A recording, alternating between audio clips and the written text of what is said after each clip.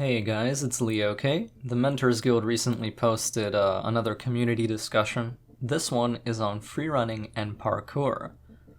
The original Assassin's Creed was a pioneer in bringing freerunning mechanics to video games. Players could scale nearly any building or tower, jump from rooftop to rooftop with ease, and could perform a leap of faith where the player falls from a high perch, landing in a bale of hay or leaves.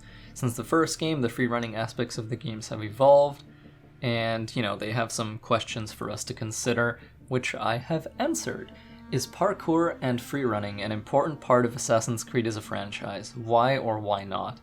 Parkour is an important part of Assassin's Creed as a franchise. More than social stealth, more than robes, hoods, and hidden blades.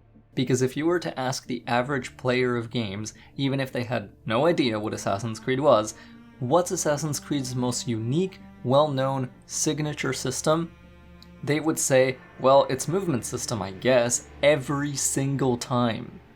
This is the game that revolutionized open-world city-based movement, with a system that was half automated, half manual, and all kick-ass. Advanced movement mechanics are central to Assassin's Creed, on both mechanical and narrative levels as well, being an element that's unique to Assassins and a little bit more rarely their foes.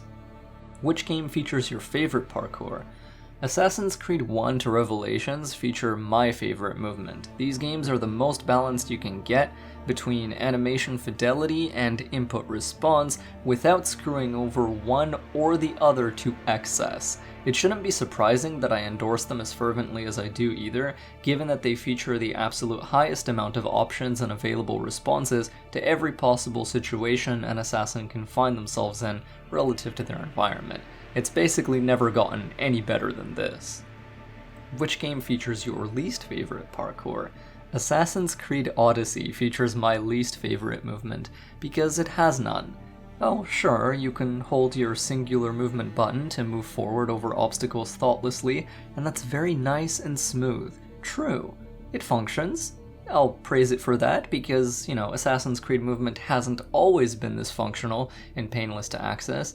However, what we lose for it is any semblance of player expression, any difference in kind, any uniqueness, any distinction between how one player moves contrasted against another. There is nothing interesting or enjoyable about movement in Assassin's Creed Odyssey, it is merely there.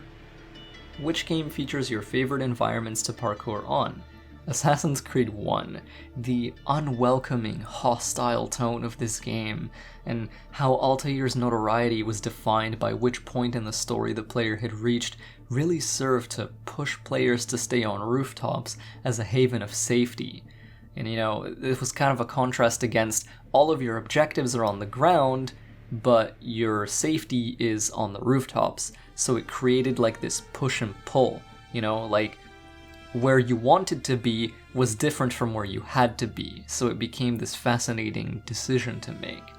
But on rooftops, even if you encountered an archer or two, throwing knives were always an instant kill in AC1, and in the event of a small skirmish, you're fighting one enemy, not 7 of them.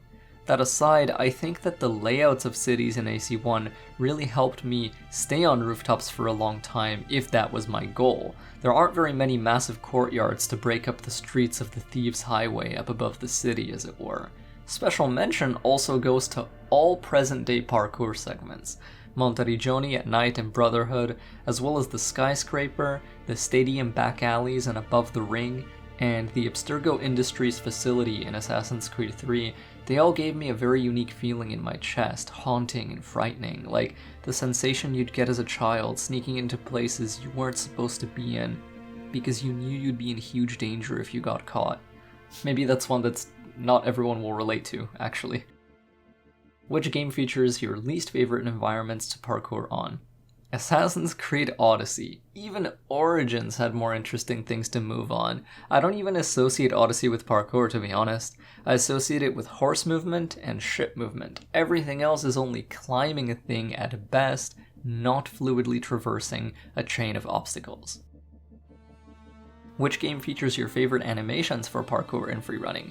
Probably AC1 to Revelations, to be honest. There's something incredibly charming and calming about the staccato jump jump jump nature of how Altair, Ezio, and Desmond animate while flowing through a parkour chain of architecture objects, as well as the cleanliness and efficiency of wall run, eject, and catch ledge animations. It felt solid and real and weighty, without being overly so, to the point that your character stops feeling agile. Once again, a huge part of your character feeling agile isn't just having pretty animations, it's about having responsive animations, which the player can choose to shatter out of at any time, explode into a new action freely, without being a prisoner to the game's obsession with visuals. An honorable mention goes to, AC Unity, because those animations are very beautiful and very good looking. Which game features your least favorite animations for parkour and free running? Flowing out of my previous point before, it actually used to be Assassin's Creed Unity and Syndicate because their obsession with visual fidelity savagely nerfs and erodes a lot of the control, fluidity, responsiveness, and strategic options that players had in terms of movement. But Syndicate and Unity can be played around. Their sluggishness and lack of responsiveness can be overcome. You can meet them halfway, you can compromise. You know what games you can't compromise in? Origins and Odyssey, because movement animations in those games are nigh non-existent. There's just not much you can do, not many different actions you can perform, period. And as a result, that necessarily means there aren't that many animations present either. The few that are present do not help their case either because they're not incredible to look at. They do their job. That's about all the praise I can give them. What would you like to see in future AC games concerning parkour mechanics and environments? I'd like to see a return to the responsiveness and cancel-heavy playstyles of AC1 to Revelations. If there's a worry that players might accidentally cancel too much into things they didn't intend, then have it be a toggle in the options menu. It'd work the same way guided and exploration modes are a toggle, or the same way difficulty is a toggle, or the same way we have a plethora of HUD options to choose from.